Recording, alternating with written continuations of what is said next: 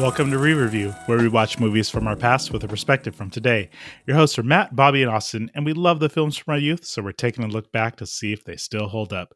This is a bit special, as we received a suggestion of what to watch from our friends and family, so today we're going to re-review Heathers. This was chosen by Bobby's wife. Heathers was released in 1988, directed by Michael Lehmann, starring Winona Ryder, Christian Slater, and Shannen Doherty.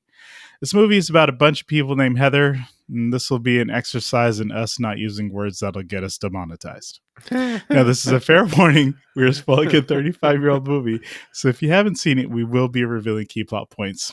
Also, this movie has many triggering aspects, so please prioritize your mental health before listening. I think the first thing I'm going to say about this movie is it's very... So I've never seen this, and I don't know the path in my life that allowed me to avoid watching this film or having never seen it. This is would this fall under cult classic? What is this, something that people just either love or hate, or is this one of those type of films?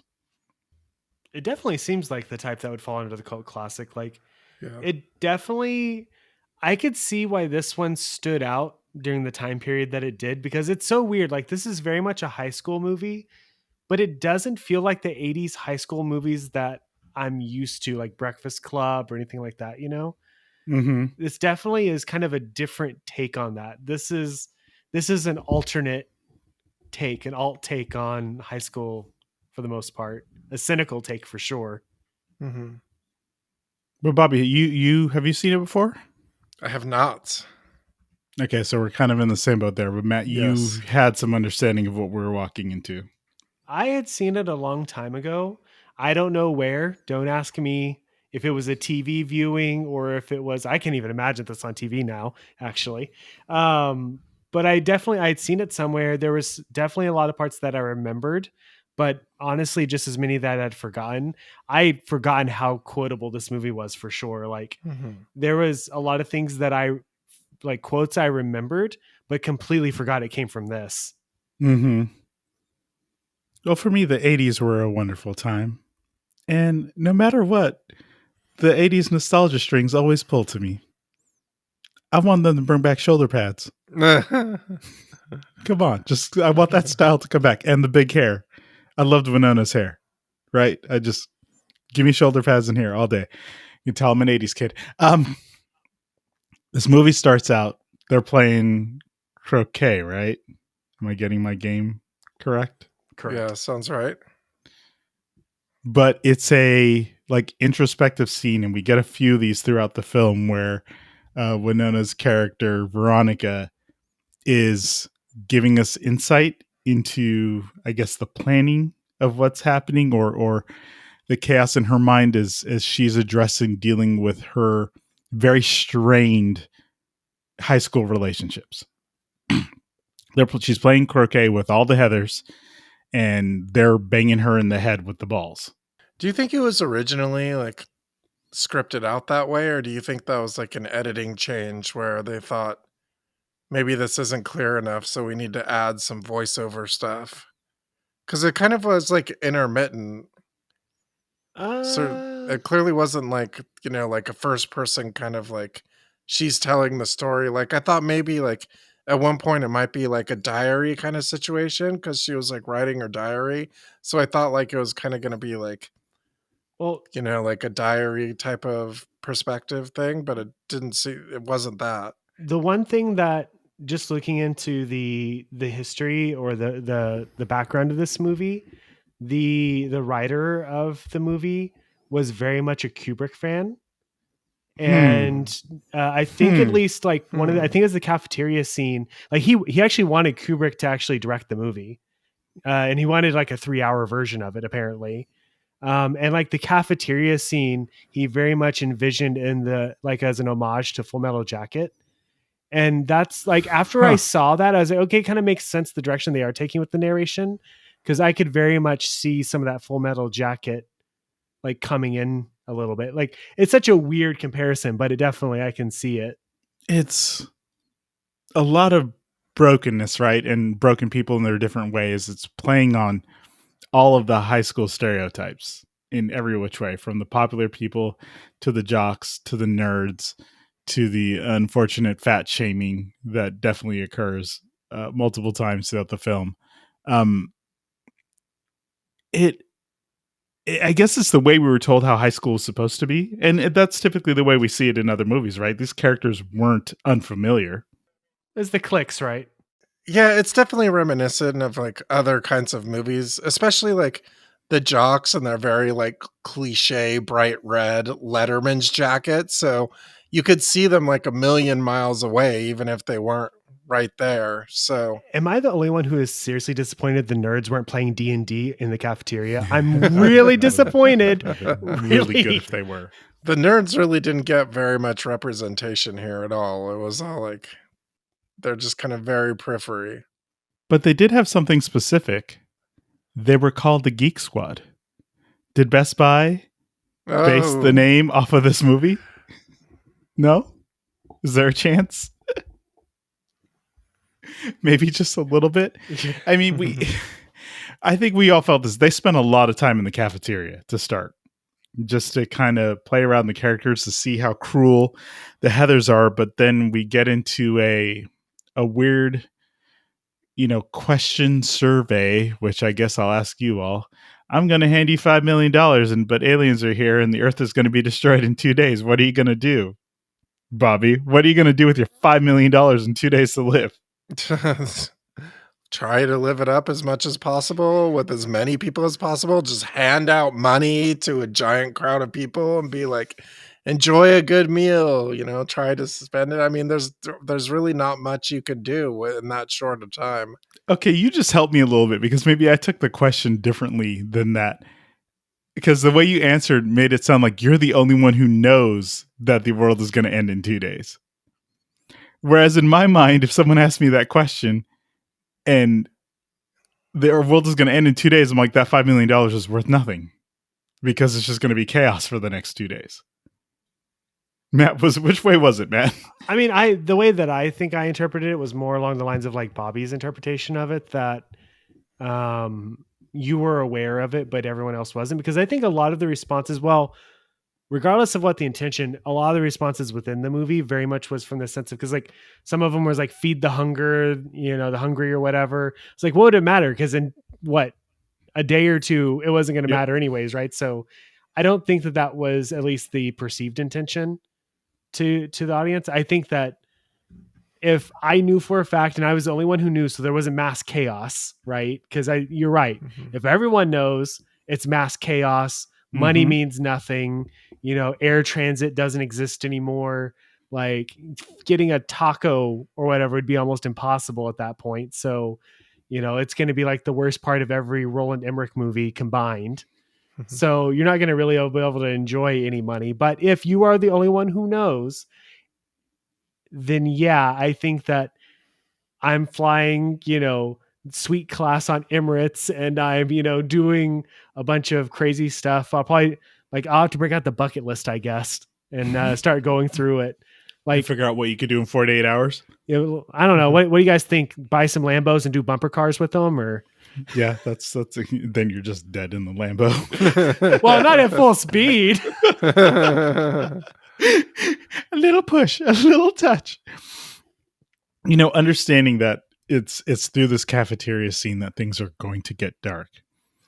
I don't know much about, what was it, Daniel Waters? You mentioned the Kubrick type stuff. Wait, you knew that early on that it was going to get dark? Well, no, I'm saying it's about to get dark. I haven't said the part that's going to make it dark, but it's about to. I mean, we had teenage cruelty at this point. That's about it. Yeah. But there was a real tonal shift because I knew that some stuff was going to happen in the movie, but I wasn't expecting so much of it to shift that direction. I kind of thought it was going to be more like a typical like high school drama at this point, or even like a high school revenge story, right? Yeah, for sure. In a way. Yeah, no, I was really like expecting her to kind of like rebel from her Heather's friends and kind of like feel the blowback of that in some way. That was more like a Gossip Girl kind of way and not like what this is. Which they set that up, right? I mean, the idea was they would show the cruelty, yet Veronica would participate, but somehow be sort of the moral high ground of the group in a way. Yeah, I was kind of confused by that. Like, you're either participating or you're not. Like, I don't understand this 1 foot in, 1 foot out kind of situation. Oh, that's humanity. Participate with guilt and shame, but still do the bad thing, right? Isn't that what we do? Because Well, she did say at one point she wanted to be popular, right? So I guess that was her motivation. But like, yeah, she was hanging out with this crew so she could be popular and go to the college parties, right? Yeah, and I definitely get the feeling that like she is the type of character, at least during the majority of the movie, where she falls into the archetype of moldable character. So whatever clique she's in, she probably, because they kind of set it up, right? Like, because she was friends with Betty as a kid. Yep. And like they seem to have a genuine friendship. And then as she got older or whatever, she kind of latched on to the 80s version of the plastics, right? And then when JD comes along, she kind of starts changing and molding to kind of like his version. I definitely like the fact that this movie never got to the point where it was like natural born killers, right? But it felt like that though. It did, but her conscience kind of kicked in. You know, it felt like it was going that way, and then like maybe after the football players, it kind of, I think the reality started kind of setting in, and she's like, this is spiraling, right? Yeah, they both weren't sociopaths, but yeah, like the one thing going for this movie is that it was a little bit hard to predict. I kept thinking like, okay, I think it's going to go this way, and then it would completely throw me off and go a different direction. yeah, I had anticipated trying to figure out, what I wanted to happen by the end of the film, and I don't know that it got there, and I don't even necessarily know that I want to say I wanted what I was thinking was going to happen because it falls into the darkness of the movie. But I'm wondering, do you know when was all the satanic panic stuff? Wasn't that in the 80s? It sounds about right. Yeah. I guess it just feels there's this weird element with everything that happens in this movie that it feels just like the writer is afraid of teenagers, or there's just that element of adults just don't know what's happening with the teens. Yeah, I'm glad and so you the mentioned teens that. are crazy and doing all this really bad stuff, and the unaliving part is the main thing. We have the adults who, when we encounter them in the films, they're aloof, unaware, Yeah. just completely disconnected. And I kept going like, well, whose point of view is it so much that, we do this thing, everyone grows up, and you'll tell young people like, oh, you don't understand, wait till you're an adult. But there's always that thing, you remember when you're a kid, you go, parents just don't understand. Pull a Will Smith out on you. They don't know what I'm going through, when in reality they absolutely know what you're going through. You're being a little idiot because you're only 15 years old, but you think the world is everything that you know at that point. I thought of the satanic panic. I thought about the idea of like just parents freaking out over, I think one of the quintessential parts was Veronica basically saying like, I want to be treated as an adult. And then the parent basically saying, the reason you feel that way is because you are being treated as an adult. Right. Yeah. There was really weird child parent relationships in this. And it was good that you mentioned that they're kind of like at a distance. And it almost seemed in some cases like the parents are trying to be cool. Like they would say weird things, and like they would have things that they often say, like, why did I do this? Oh, because you're an idiot. And it's like kind of like this irreverent humor that's kind of like clearly a thing between the two of them that they have. But it also felt like, oh, I'm trying to be cool parent. And it seemed like it was like a arm's length kind of thing. And one thing that really stood out to me was when they were watching all the news stuff on TV, and they're like, "Oh, look, I could see whoever on TV that I know, and where are you? Why don't I see you on TV?" And there was this kind of like mediazation of all of it, where like a lot of people are okay with stuff because they were trying to get media publicity from it, and it almost seems like in that sense, this movie was ahead of its time for that type of thing. And it felt Yeah, really I like agree. small townish for like, Mhm. I guess it would be newsworthy, some of the stuff that happened, but it felt kind of small town. There's some parts that also felt like I was watching Scream. But understanding the Heathers were the plastics, like you mentioned, Matt, Veronica gets to play the, I don't know, the person with the conscience, even though they're doing bad things.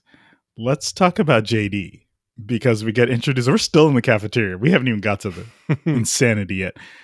We meet JD, and you could tell already he's kind of supposed to be that bad boy role. And Veronica's like, "Oh, look at that guy in the corner," and she eventually asks him the $5 million question. Yada yada yada. The jocks don't like it because they think they're into Veronica. They said their locker room talk shenanigans. Ay. And then they go over to maybe rough him up, scare him a bit. And then this is, for me, my first shock and awe moment. He literally pulls out a gun and shoots them both. And I went, oh my good Lord, what just happened? And again, we just spent a lot of time in that cafeteria. And I think what really got me is it just like goes to the next scene. Right? It was like faded out, and all of a sudden they're just having a conversation. And it's like, oh, it was just blanks, no big deal. And I felt like all of the dark moments in this movie kind of went like that. Let's let the dark thing happen, and then we're just gonna kind of just go to the next thing, and not really no consequences for the dark action, right? I kind of feel like that was the intent behind it. At least the way that I interpreted it was that Sure. you have these very dark things that are happening, and whether it's the media or the parents or the school or the teachers, it is almost mockingly looked past superficially, and they just see it for whatever they need it to be. So, like, granted, this movie happened before a lot of modern stuff related to guns in schools and violence in schools, Mm-hmm. and Mm-hmm. but it very much was kind of like, the way that you would see violence kind of treated in like a Tarantino movie, in a way where Mm. it's seen as, or even, how you would see in a few, like, one of my favorite things about Scott Pilgrim versus the World is, they kind of talked about how in Broadway musicals emotions swell to a point where, you just start breaking out in song. And in that movie, it very much was emotions swell to a point where you break out in fighting. And I feel like Mm-hmm. that's kind of the way that they treated the darkness of a lot of these events, that they were just this, almost like you were watching a musical, like they just happened, and you got this almost satirical reaction from everyone. Like it very much, the writer of this, I can more than many other movies, I can picture the writer, and I kind of understand the personality of the writer from how characters react to events in this movie. And it's not a woman and it's not a teenager. It's a person who has a very cynical point of view of authority figures, I think. Yeah. And Well, I mean, look at those two cops in the park. Bombastically. police academy level. Yes. Yeah. Like, Mm-hmm. thank you. I was looking for those words there, but for sure. But there just seems to be a very, again, saying it's the point or not, because you lead this way in the movie, and I'm about to say there's a clear like celebration of the unaliving, to the point where the influence stretches that the unaliving is things that other people should do, even though this starts off with Veronica and Jason just literally taking lives. Well, I think that was the thing that kind of came up after. So you had the first Heather was the first victim, Mm-hmm. in on a borderline comedic manner, to be honest. It was very much as like Looney Tunes, Bugs Bunny, and Daffy Duck. Like, Are you drink, chicken? like drink this. I'm not gonna drink it. Drink it. Don't drink it. I'm gonna drink it. And then like downs it and just plops instantly, which I'm pretty sure wouldn't actually happen. Sure. And then you had the football players in the double suicide scenario, whatever, was a little bit darker, I think. And a lot darker. And again, more about this writer and how they feel about homosexuality, right? There's just a lot going yeah. on. But hey, but at least they had the dad. Like, but then you got the reactions to everything, right? You had the way that the two characters react to it, and it very much became a thing where, like, even if the Veronica was okay with how things were happening, she was able to recognize the martyrdom that occurred to these people afterwards. She even said, like, you know, Heather became deep, and, you know, this person became smart even though he wasn't, and, you know, all these things that kind of occurred. So even if she wanted to commit these acts or whatever, she quickly spotted the fact that she was actually making these people bigger than they were in life. sure, yeah, to the point where she was writing that she was considering the same act, right?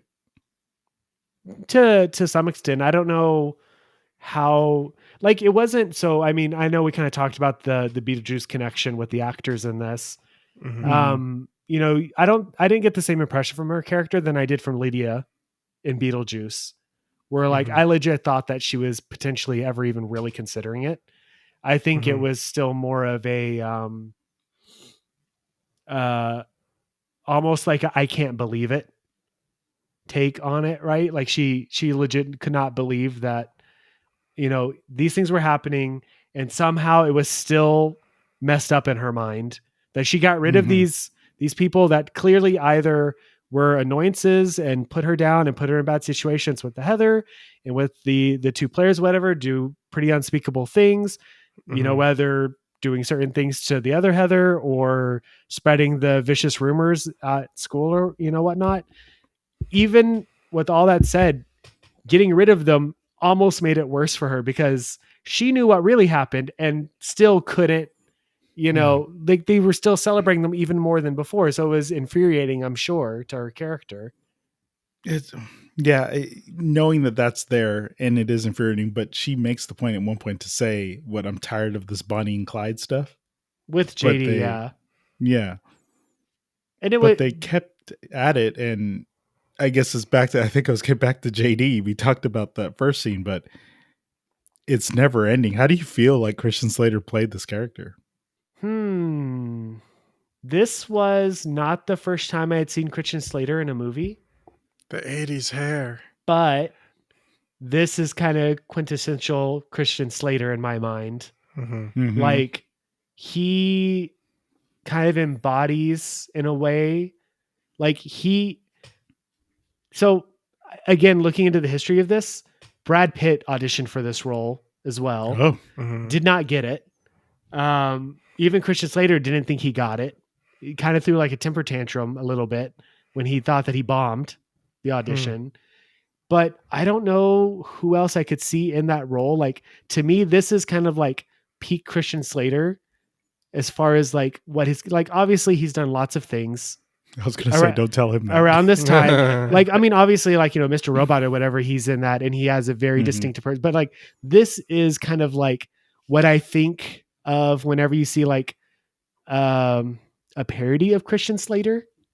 Like, if I was watching Celebrity Deathmatch, this would probably be the version of Christian Slater that would show up, I think.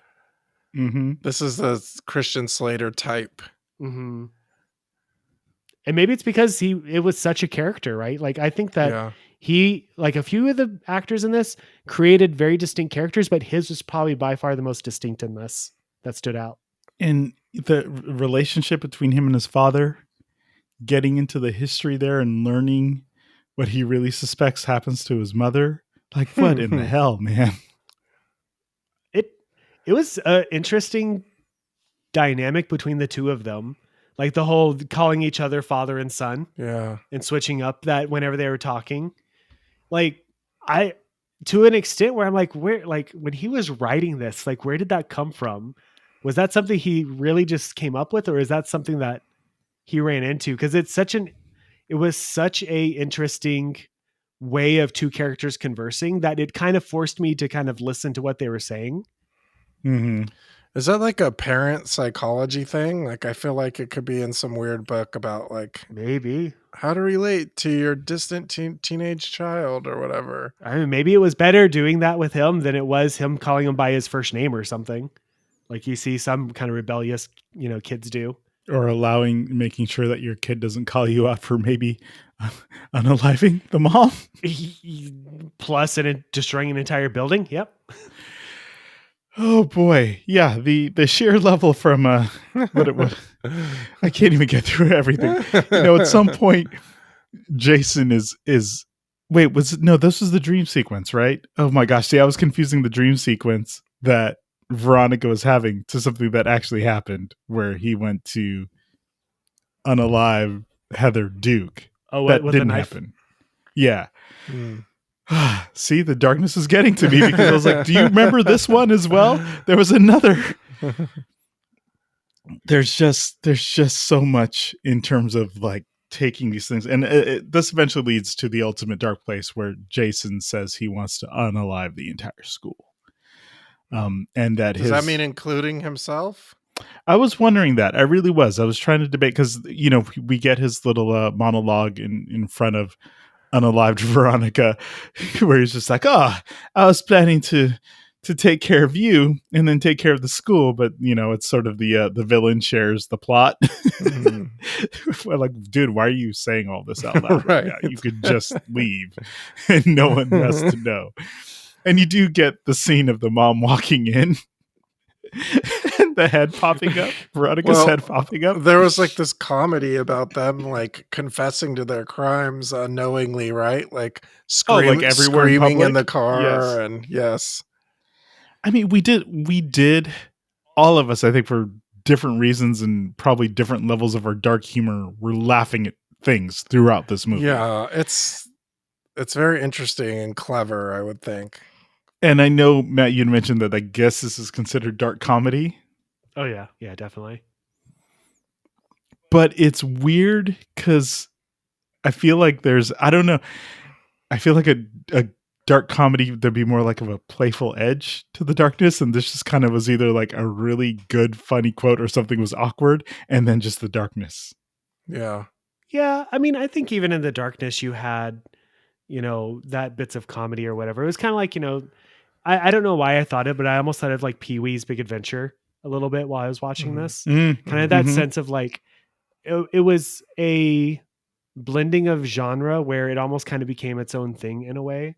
And it's funny because, you have someone like Winona Ryder who's in this, and no one wanted to be in this movie, like, because the material was so dark. Like, because I could imagine reading this on the page and being like, this is just dark. You probably wouldn't get the comedy on the page. Like, Winona Ryder begged for this role. Her agent begged her not to take it because she said it was going to ruin her career. And she said she would do it for free because I guess she could see on that page what the writer had written, like the vision that they had. Because I can't even imagine the translation of this, because a lot of the comedy that I think occurs, the things that were making us laugh, I don't know if you were reading that, I don't know if it would have came off that way. It was the delivery, it was the timing, it was the sequence of events that really sold the comedy of the black comedy, I think. Or even how ridiculous it is, i.e. mineral water. Yeah, exactly. I mean, they did a really good job of casting, I think. I think that they pretty much like had like a future star lineup. There was a lot of recognizable faces and a lot of people who've been in a bunch of other stuff. So that was kind of fun to see. So we'll get we'll get to the end here. I was thinking, is there another version of this film where JD succeeds? There was an alternate version. In fact, that's what I was looking for. Tell me. The original script had him succeed in blowing up the school, and it cuts to all the students in heaven doing a prom, dancing together. And the executive, like, it got funded, Titanic, and they were like, no, we don't like this dark ending. And so it ended up getting changed to what they ended up coming to. But the original ending was he succeeded, and it kind of went to prom at that point. Huh. Well, that's something to chew on. I mean, so what I think we get is I got a bit of, treat your outcasts well. Maybe screw the popular people a little bit. Yeah, it's kind of hard to put a finger on it, to be honest. Like, I had seen this. People that treat other people very poorly deserve to die. We do not endorse that. No, not at all. But like, I don't know. Did it really come off that way to you? Like that? I mean, I feel like it.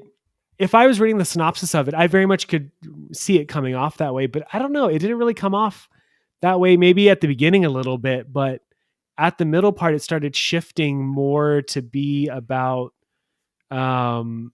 the manipulation of characters and the extremes that you can take an idea to, right? So you got JD really taking an extreme, and you kind of got to see, because it very much started becoming like, it was that scene in Mean Girls, right? Where they said how high school was a safari and it was like a battle of the fight, for the fittest or whatever. And it kind of started coming off where you started seeing like a Heather would get knocked off and the next one would take her place and the next one would take her place. And, even at the very end of this movie, when everything kind of goes down, Veronica takes the little red scrunchy hair tie thing and kind of becomes king of the pack all of a sudden. But as king of the pack, Veronica decides to hang out with Martha. Yeah, she rewrites the script, right? She's like, enough of this, and decides to change the flow of it. So I know they made a TV show. Is there a sequel, or was it just called Veronica's? Is that what happens? Wait, what? They made a TV show? There was something I saw on IMDb, like a 6-episode series. Did they? I thought they wanted to, but I thought it didn't get off the ground. But well, I know. So we have a TV show. I don't know much about it. They have the musical Heathers, which is a very good listen if you ever want to pop that on Spotify. I think that Winona Ryder, I don't know how recently, but it was within the 2000s, was talking about a Heathers 2. But I don't know if there's any details about what it could necessarily involve. I don't know how you do a sequel to this, to be honest. You definitely can't remake this. Yeah. Yeah. There's many reasons you can't. I think it's time. It's, back in 1988, things were clearly very different. And because this is a re-review, even though we saw it for the first time. Oh boy. Actually, Matt, you go first, since this is truly a re-review for you. Do you recommend this one? I'll be honest, going into this, I was not looking forward to this, because when I watched it before, I don't remember enjoying it, because I probably watched it when I was a youngish teenager. And I don't think I got a lot of the stuff going into it. Now, granted, being older now, a little bit more cynical on life, having gone through the high school years and college years and careers and all that kind of shenanigans, I kind of enjoyed it. I don't know. I don't know if it's definitely not for everyone. I think that you have to, have the sense of humor where you can watch a South Park episode and enjoy it for what it is. To enjoy something like this, I think that you should probably read warnings going into it and then deciding if it's for you. But I think if you're together with a bunch of friends enjoying a cold beverage or something, I think it's a good watch for that situation. We have an endorsement. Bobby. I have to agree, if not for the only reason that I could not predict what was going to happen in this thing. I mean, I would think, okay, like, I think I know what this movie is going to be, and I was totally wrong. And then a quarter of the way through it, okay, I think I know what this movie is going to be, and I was totally wrong. And it kept getting me at every point. Even at the whole like Bonnie and Clyde thing, I thought they were going to do that and go that way, and then they went a different way. So I mean, it's pretty clever and it's pretty unpredictable. Yeah, I feel mixed. I feel confused and dark and both unhappy. And I understand what you're both saying. I'm gonna take your warning, Matt, and say that's gonna be a really key part here. I'll just say this shit ain't right. I don't know. It's an experience, and even though I found myself laughing at times, it's This one maybe is a little bit too broken for me. Read the warnings. Look what you're getting into before you step into these waters, because holy crap, it is dark. As always, thank you for listening. And we just grow up, we be adults, and we die.